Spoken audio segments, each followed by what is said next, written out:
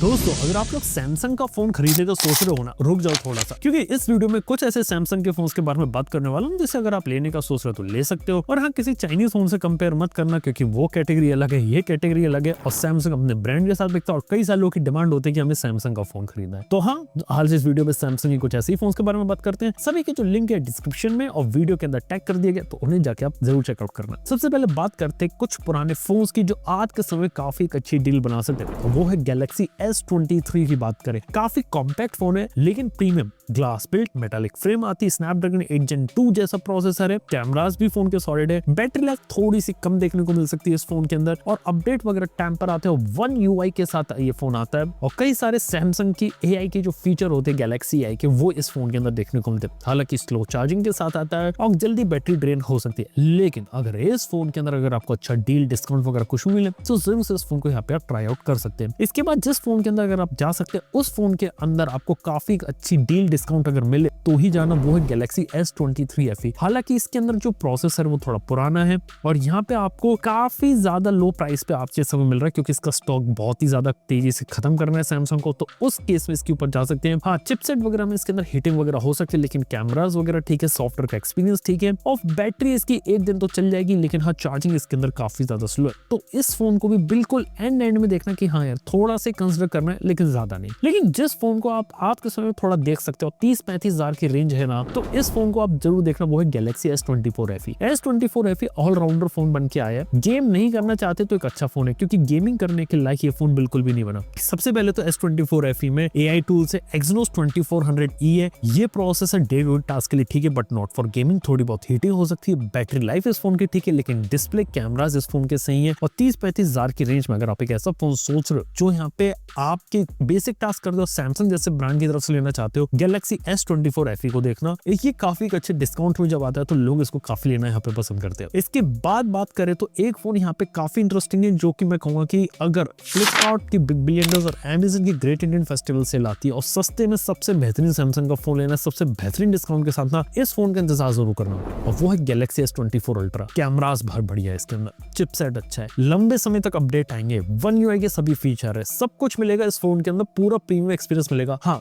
Battery में मानता हूँ कि ज्यादा लंबी शायद ना चले और चार्जिंग इतनी फास्ट देखने को ना मिले, लेकिन सैमसंग के ब्रांड की तरफ से S24 अल्ट्रा जो है ना, ये ऑलराउंडर फोन होता है, और ये फोन 70 to 80,000 तक मिल जाए बहुत ही अच्छी डील होगी, क्योंकि ये जब ये फोन लॉन्च हुआ था तो आपको पता है 1 लाख के ऊपर था। इस फोन का इंतजार आप जरूर से यहाँ पे करना, डील डिस्काउंट के अंदर तो बहुत सही चीज हो सकती है। इसके बाद ऑब्वियसली जो सैमसंग के प्रीमियम कैटेगरी में बात करें तो S25, S25 प्लस और इवन S25 अल्ट्रा। अगर आपको लेटेस्ट चीज चाहिए, कोई कॉम्प्रोमाइज नहीं करना चाहते, कोई पुराना आइटम नहीं लेना तो लेना। और इवन सितंबर के महीने में गैलेक्सी S25 की पूरी लाइनअप पे डिस्काउंट वगैरह आ सकता है, क्योंकि कुछ महीनों के बाद S26 है, तो सैमसंग वाले इसका स्टॉक ज्यादा से ज्यादा निकालने की कोशिश करेंगे, जिस जैसे आप लोगों को इस फोन के ऊपर जरूर से एक बार अपनी नजर डालनी चाहिए, ये सीरीज के ऊपर। खैर, अब हमने प्रीमियम के बारे में बात करी, लेकिन मिड रेंज का क्या? मिड रेंज के अंदर सबसे ज्यादा तो सैमसंग के फोन बिकते हैं, और यहाँ पे उनकी A सीरीज बिकती है। तो A सीरीज के कौन से फोन लेने, अब बताता हूँ आपको। A सीरीज में जो फोन सबसे पहले आप देख सकते हैं वो है लास्ट ईयर का लॉन्च गैलेक्सी A55। हालांकि थोड़ा पुराना हो चुका है, लेकिन कई बार ऑनलाइन इसके अंदर अच्छे डिस्काउंट वगैरह आ जाते हैं, तो वो एक अच्छा ऑप्शन हो सकता है। इस फोन के अंदर बात करें तो यार, ग्लास बिल्ड आई थी, प्रीमियम डिजाइन था, प्रीमियम लुक्स थे,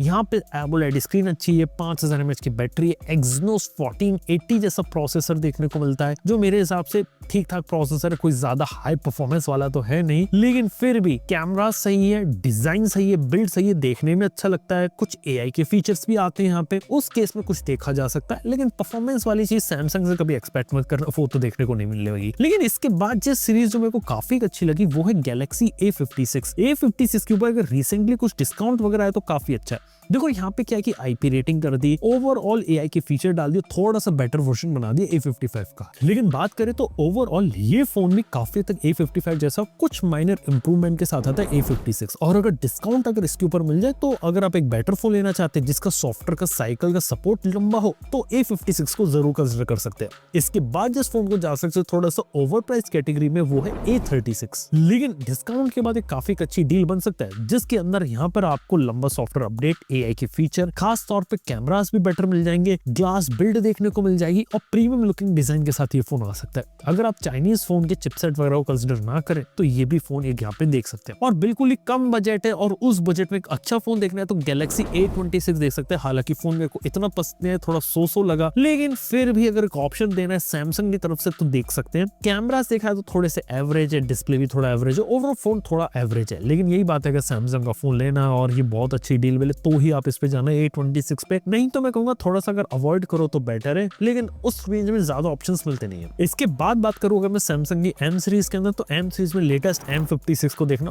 पतला फोन है, हल्का फोन है, ये फोन मुझे काफी पसंद आया। 6 ईयर के अपडेट है, सॉफ्टवेयर वगैरह भी ठीक है इसके अंदर, परफॉर्मेंस इतनी ज्यादा नहीं, गेमिंग के लिए इतना ज्यादा नहीं है और हैप्टिक फीडबैक भी इसके काफी एवरेज है। ओवरऑल M56 कुछ कंडीशंस में आपके लिए अच्छा है। अगर आपको थोड़ा कैमरा चाहिए, बैटरी अच्छी चाहिए, स्लिम फोन चाहिए सैमसंग की तरफ से तो आप देखना। इसके बाद जो अगला फोन देख सकते हैं वो है M36 5G, जिसके अंदर आपको देखने को मिलता है 6.7 इंच का स्क्रीन, AI के फीचर, 50 MP का main camera, 4K video record कर सकते हैं, 6 ईयर के अपडेट से, 5000 mAh की बैटरी है। अगर ये फोन 15-16 हजार या 17 हजार तक मिल रहा है 20 हजार के नीचे तो हाँ, इस फोन को भी एक बार आप देख सकते हैं। इसके साथ ही बात करें तो सैमसंग के फोल्डेबल के बारे में बात कर सकता हूँ। तो वो सैमसंग का आपका फोल्ड 7 फ्लिप 7 भी आया है। लेकिन एक बात बता सकता हूँ, फोल्ड 7 फ्लिप 7 के आने के बाद फ्लिप 6 और फोल्ड 6 में डिस्काउंट मिल रहा है तो उसको जरूर आप देख सकते हैं। हालांकि सिंपल सी बात है कि इंडिया में फोल्डेबल बहुत कम है, तकरीबन 8 लाख फोल्डेबल्स का ही मार्केट है पूरे इंडिया में। उसमें से 60% सैमसंग बिकता है, जिसमें से मेजॉरिटी फोन उसके पुराने ही बिकते हैं। और ये बिल्कुल ही नीश ऑडियंस के लिए बनाया गया, जिनको थोड़ा दिखाने का शौक है और जिनको एक फोल्डेबल का शौक है, सिर्फ उसके लिए। एल्स ये फोन का जो मार्केट है बहुत ही ज्यादा लिमिटेड, बहुत ही ज्यादा कम है, ज्यादा लोग इनको अवॉइड करते हैं। लेकिन फिर भी अगर आपका बजट अलाउ करता है और फोल्डेबल खरीदना चाहते हो तो